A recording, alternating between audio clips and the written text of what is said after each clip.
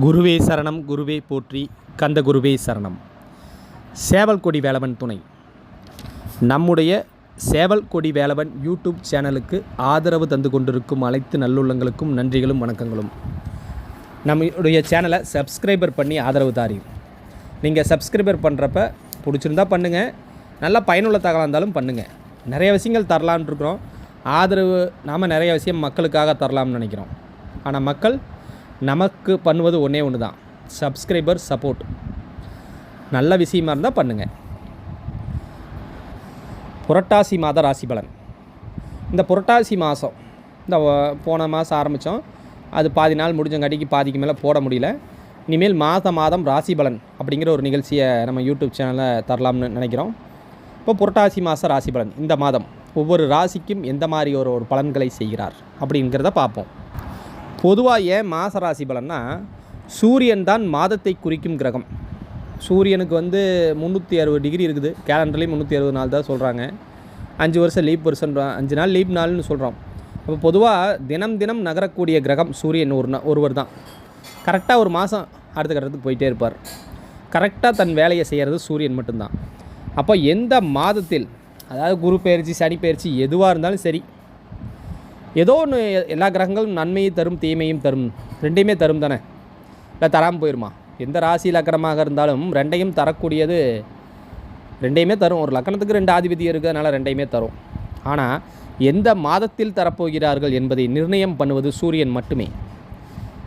இப்போ நம்ம ஒரு வருஷம் சொல்கிறோம், எந்த மாதத்தில் குழந்தை பிறந்துச்சுன்னு கேட்குறோம், எந்த மாதம் கல்யாணம் ஆச்சுன்னு கேட்குறோம்.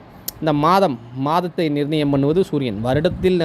வருடத்தில் நடக்கும் நிகழ்ச்சிகள் கிரகங்களால் நிர்ணயிக்கப்பட்டாலும் மாதத்தை நிர்ணயம் பண்ணுவது சூரியனை.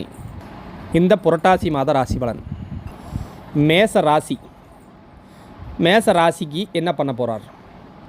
மேச ராசிக்கு லக்னாதிபதியான செவ்வாய் இந்த மாதம் 7ஆம் இடத்துல இருக்கிறார். 7ஆம் இடங்கிறது அந்த லக்னத்திற்கு அவர் எந்த வீட்டு பலனை செய்வார்? ஒன்று, அவருக்கு 2 ஆதிபதியம் இருக்குது. ஒன்று லக்னம், ராசிநாதனான செவ்வாயாக வேலை செய்வாரா, 8ஆம் அதிபதி கண்டம், விபத்து, சர்ஜரி தரக்கூடிய செவ்வாயாக வேலை செய்வாரா அப்படின்னு பார்க்கும்போது, இந்த ஜாதகத்தில் மேச ராசிக்கு 7ஆம் இடத்துல செவ்வாய் லக்னாதிபதியாக செயல்படுவார், ராசிநாதனாக செயல்படுவார். அந்த ராசிநாதன் 7ஆம் இடத்துக்கு வரார். இப்போ இது வரைக்கும் திருமண முயற்சி செய்யாதவர்கள் திருமணத்துக்கு முயற்சி செய்வார்கள்னு அர்த்தம். அதே மாதிரி 8ஆம் அதிபதி 7க்கு வராங்காட்டிக்கு ஜாதகருக்கு அந்த யூரின் இன்ஸ்பெக்ஷன், சிறுநீர் கல்லடைப்புங்கிற விஷயத்தை கொடுக்கும்.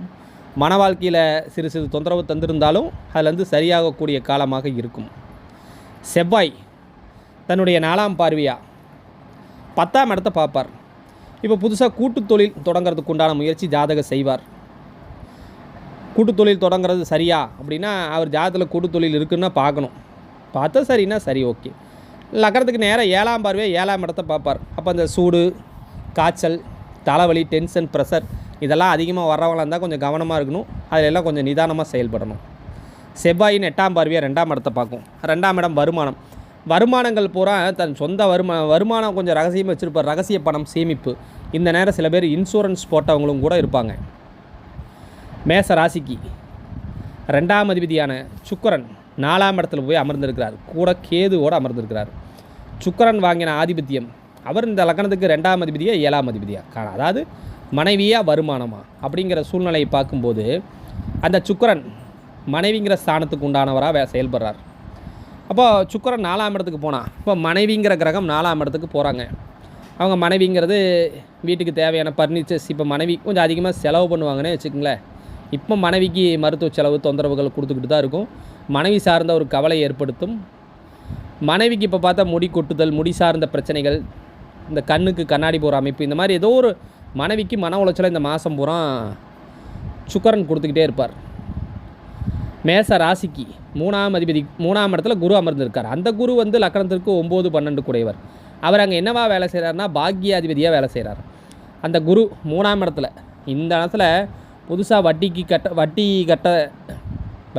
வட்டி கட்டுறதுக்கு ஒரு க்ளோஸ் செட்டில்மெண்ட் பண்ணுறவங்களுக்கு ஒரு நல்ல முன்னேற்றம் காலமாக இருக்கும்.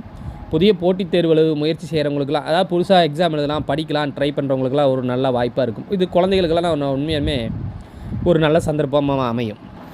குரு 3ல் உட்காந்து தன்னோட 5ஆம் பார்வையாக 7ஆம் இடத்தை பார்ப்பார்.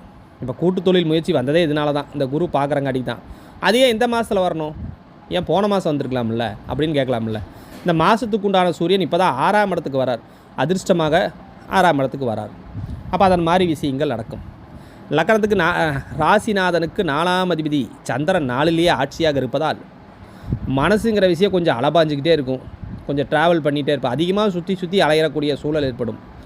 4ஆம் இடத்துல சுக்கிரன் இருக்கிறங்காட்டிக்கு இப்போ என்ன தான் வெளியே போய் சுற்றி இருந்தாலும் வீட்டுக்கு வாகனம் சார்ந்த விஷயங்கள், புதுசாக வாகனம் ட்ரை பண்ணுறவங்களுக்கெல்லாம் இந்த மாதிரி ஒரு அமைப்பெல்லாம் இப்போ ஏற்படுத்தி கொடுத்துப்போம்.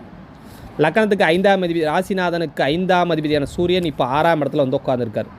அந்த 5ஆம் அதிபதி சுக்கிரன் 6ஆம் இடத்துல உட்காந்து 6-12 இயக்குவார். 6-12னா இப்போ 5ஆம் அதிபதி குழந்தைங்கிற விஷயத்தை, குழந்தை சாப்பிடாமல் இருக்கிறது, குழந்தைக்கு சிறு சிறு மருத்துவ செலவு ஏற்படுறது, குழந்தைக்கு டூர் சார்ந்த விஷயத்தில் ஒரு சின்ன ஏதோ ஒரு ஊருக்கு போகலாம் அப்படிங்கிற ஒரு விஷயத்தை கொடுக்கும். இந்த குழந்தைங்கிற கிரகத்தை இப்போ சனி பார்க்குது. சனி பார்க்கும் இடத்தில் ஒரு சின்ன பிரச்சனை தரும். அந்த சனி பாதகத்தையெல்லாம் செய்ய போகிறதில்ல. பாதகம் இந்த லக்னத்துக்கு பாதகாதிபதி சனி தானே 12ல் உட்காந்துருக்கார். அது 5ஆம் அதிபதி சூரியனை பார்க்குறங்காடி குழந்தைக்கு சின்ன சின்ன தொந்தரவுகள் தந்துட்டு இருந்தாலும் பெருசாக ஒன்றும் தரப்போகிறதில்ல. 6ஆம் அதிபதி புதன் கூடவே இருக்கிறங்காட்டிக்கு இந்த ஸ்கின் அலர்ஜி இந்த மாதிரி விஷயத்தை தருவார். 7ஆம் அதிபதியான சுக்கிரன் கேதுவோடு சேர்ந்து லக்கணத்துக்கு 5ல் போய் உட்காந்துருக்கார். அந்த சுக்கிரன் 7ஆம் அதிபதியான சுக்கிரன் 5ல் போனால் இந்த படிக்கிறவங்களுக்கு தன் குழந்தைகள், அதாவது குழந்தைகளுக்கு ஒரு கல்யாணம் அட்டன் பண்ணுற வயசில் இருக்கிற குழந்தைகளாக இருந்தால் அவங்களுக்கு வரன் வரா பார்க்க ஆரம்பிப்பாங்க. இந்த மாதிரி விஷயங்கள் நடக்கும். படிச்சுக்கிட்டு இருக்கிற பிள்ளையா இருந்தால் அவங்க மேலே இந்த காதல், வீண் பழி இந்த மாதிரி ஒரு விஷயங்களாக வரும். அதெல்லாம் நம்ம தேவையில்லை. ரெண்டாவது இந்த கோட்சார நிலைகள் அப்படி தான் இருக்குது. இந்த குழந்தைகளை கொஞ்சம் கவனமாக பார்த்துக்க வேண்டிய காலம். அதாவது கவனமானா நான் தான் சொன்னேன், இந்த காதல் கத்திரிக்கான்னு அந்த மாதிரி விஷயத்துலாம். லக்னத்திற்கு 8ஆம் அதிபதி ராசிநாதனுக்கு 8ஆம் அதிபதியான செவ்வாய் 7ஆம் இடத்துல வரங்காட்டிக்கு இந்த உள்ளாடை அப்படிங்கிற விஷயம் தானம் பண்ணால் இவங்களுக்கு ஒரு சின்ன இந்த மாதம் ஒரு சிறப்பான விஷயங்களாக நடக்கும். அதிர்ஷ்டம்னு அந்த வார்த்தையை சொல்கிறதா, லக்னாதிபதினு சொல்கிறதா? இந்த ஜாதகத்தை செவ்வாய் 8ஆம் பார்வையாக 2ஆம் இடத்தை பார்க்குறங்காட்டிக்கு இந்த விஷயத்தை செஞ்சால் ஜாதகர் கண்டிப்பாக அதிர்ஷ்டமாக இயங்கக்கூடிய தன்மை உண்டு. லக்னத்துக்கு பாக்யாதிபதி குரு 3ஆம் இடத்துல அமர்ந்திருக்கார். 3ஆம் இடத்தம் வீரியம், விஜயம், வெற்றி. வட்டிக்கு கடன் வாங்கக்கூடாது, அது வாங்காமல் இருந்தால் சிறப்பு. மற்றபடி இப்போ இந்த மாதம் பார்த்திங்கன்னா அவங்களுக்கு கணக்கு வழக்கெல்லாம் எழுதி வைக்கணும்னு தோணும். வெட்டியாக விரையமாக செலவு பண்ணிட்டு இருந்தவங்களுக்கெல்லாம் இந்த மாதம் கணக்கு எழுதி வைக்கலாம் அப்படிங்கிற யோசனை வரும். லக்கணத்திற்கு 10ஆம் அதிபதி சனி பகவான் 12ல் உட்காந்துருக்கார். அவர் 10ஆம் அதிபதியாக இருக்கிறங்காட்டிக்கு வேலை சார்ந்த விஷயத்தில் ரொம்ப நேரம் நின்றுட்டு வேலை செய்ய முடியாத சூழல் ஏற்படும், அல்லது அலைஞ்சு திருந்து செய்யக்கூடிய சூழல் ஏற்படும். சனி பகவான் 12லேருந்து 3ஆம் இடத்தை பார்ப்பார். அப்போ 12ஆம் இடம் விரயமா, கடனா, மருத்துவ செலவா அப்படின்னு பார்த்தா அந்த சனி பகவான் 10ஆம் அதிபதியாக வேலை செய்கிறங்காட்டிக்கு முதலீட்டு தொழில் இதை செய்கிறப்ப கவனமாக செய்யணும், அதுதான் பிரச்சனை. லக்கணத்துக்கு பாதகஸ்தானத்தில் ராகு இருக்கிறார். ராகு பாதகத்தை செய்வாரா மேசராசிக்காரர்களுக்கு அப்படின்னு பார்த்தா இந்த ராகு இப்போ குரு பார்க்குறாரு, கோட்சார குரு. அந்த குரு அங்கேருந்து நகர்ற வரைக்கும் இந்த பிரச்சனைகள் இருக்கும். அதாவது அது வரைக்கும் செய்ய மாட்டார்னு சொல்கிறான். ஆனால் ராகுக்கு சூரியன் 6ல் இருக்கார்.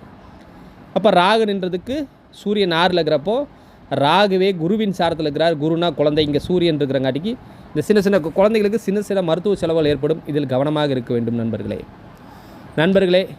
12ஆம் அதிபதியான குரு 3ஆம் இடத்துல இருக்கிறார். இந்த வெளிநாடு ட்ரை பண்ணுறவங்களுக்கெல்லாம் அந்த மாதம் இந்த 12ஆம் அதிபதி குரு 3ஆம் இடத்துல இருக்கிறங்காட்டிக்கு இந்த வெளிநாடு பாஸ்போர்ட் விசா முயற்சி செய்கிறவர்கள் மட்டும் கொஞ்சம் கவனமாக இருக்கணும். அதில் கரெக்டாக ப்ராப்பராக இருந்தால் அந்த விஷயத்தை முயற்சி செய்யுங்க. நன்றி நண்பர்களை, விடைபெற்றுக் கொள்கிறோம். மீண்டும் அடுத்து ரிஷபராசிக்கு இந்த மாத கோட்சாரத்தை போகிறோம். உங்கள் ஆதரவு எப்படி இருக்குன்னு பார்க்குறோம். நீங்கள் ஆதரவுங்கிற ஒரு விஷயம் வந்தால் தானே நம்மளுக்கும் செய்கிறதுக்கு. இப்போது வீட்டில் இருக்காங்கன்னா மனைவி இருக்காங்க, சாப்பாடு நல்லா இருக்குன்னு சில விஷயங்கள் சொன்னால் தான் நல்லாவே இருக்கும். அப்போ தான் அவங்களுக்கு ஒரு என்கரேஜ்மெண்ட் கிடைக்கும். எதுவுமே சொல்லினா அவங்க என்ன செய்வாங்க? இந்த மாதிரி நம்ம சேனல் இல்லை, எந்த சேனலையுமே யூடியூப் சேனலில் பார்த்தீங்கன்னா ஒரு பட்டன் தட்டி விட்டு சப்ஸ்கிரைபர் பண்ணிட்டு போங்க. முடிஞ்ச ஒரு ஷேர் பண்ணுங்கள். என்னென்னமோ ஷேர் பண்ணுறாங்க. இது செய்கிறப்ப நிறைய விஷயங்கள் எங்களை மாதிரி யூடியூப் ஜோதிடம் சொல்கிறவங்களுக்கும் வேறு எந்த நல்ல விஷயமான தகவல் தரவங்களுக்கும் நல்ல ஒரு என்கரேஜ்மெண்ட் பண்ண அவங்களும் நிறைய விஷயத்தை தரலாம்னு தோணும். நன்றி நண்பர்களே.